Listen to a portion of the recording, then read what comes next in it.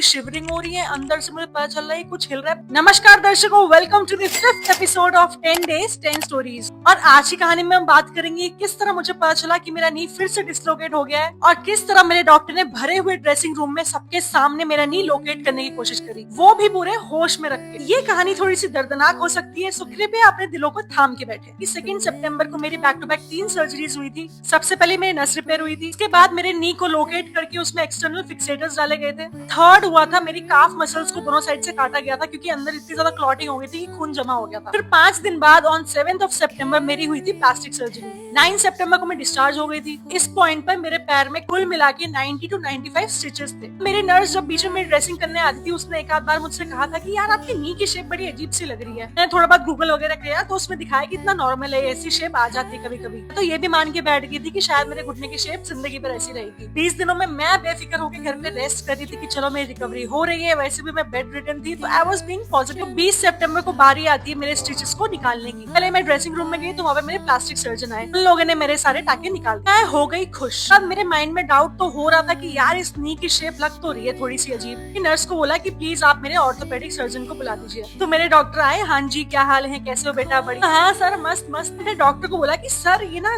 घुटने की शेप थोड़ी सी आप देखो अजीब सी लग रही है, नी की शेप ना ऐसे नाव जैसी हो रही थी, आप फोटो में देख सकते हो कि ऐसी शेप हो गई। महान डॉक्टर मुझसे कहते हैं हाँ लग तो रही है, ये ऐसी तो नहीं होनी चाहिए है, आप ही तो बताओगे मुझे ऐसा क्यों हो रहा है। इसके बाद क्या था, उन्होंने कहा फटाफट एक्सरे रूम में जाओ, इसका एक्सरे करा के लाओ। डॉक्टर ने ऐसे फिल्म देखी मेरे सामने और मुझे बोला ये तो फिर से डिसलोकेट हो गया। आई वाज लाइक है फिर से डिसलोकेट हो गया। घर वालों की शक्ल और मेरी शक्ल पे 12 बज गए। मतलब आप सोचो कि 20 दिन से बंदा रॉड लगा के बैठा है कि ठीक है मेरा घुटना बैठ गया है, हीलिंग हो रही है। मुझे 20 दिन बाद पता चलता है कि मेरा नी तो लोकेट हुआ ही नहीं, टाइम वेस्ट हुआ। डॉक्टर से बोला सर अब क्या होगा। बोला बेटा कुछ नहीं, अब इसको हम फिर से लोकेट करने की कोशिश करेंगे, आ जाओ ड्रेसिंग रूम में। अब उस ड्रेसिंग रूम में बहुत सारे लोग थे। इसके बाद मेरे डॉक्टर ने अपनी टीम से मंगवाए स्क्रू ढीले करने वाले पिच से। वो देखा मेरी हालत खराब, कल देख रही हूँ करने क्या वाले हैं। अब बारी आई उनको खोलने की। अब जो एक्सटर्नल फिक्सेटर्स मेरे ऑलरेडी लगे हुए थे वो हड्डी के आर पार लगे हुए थे, 2 मेरी टीबिया में थे और 2 मेरी फीमर बोन में। उन्होंने किया उसको खोलना शुरू। फिर शिवरिंग हो रही है, अंदर से मुझे पता चल रहा है कुछ हिल रहा है, बहुत वियर्ड फीलिंग थी गाइस। मैंने अपने डॉक्टर को बोला कि सर आप क्या करने वाले। उन्होंने कहा बेटा कुछ मत कर, तू लंबी सी सांस ले, तो चुपचाप लेट जा। ना मुझे एनेस्थीसिया दिया ना मुझे कुछ दिया,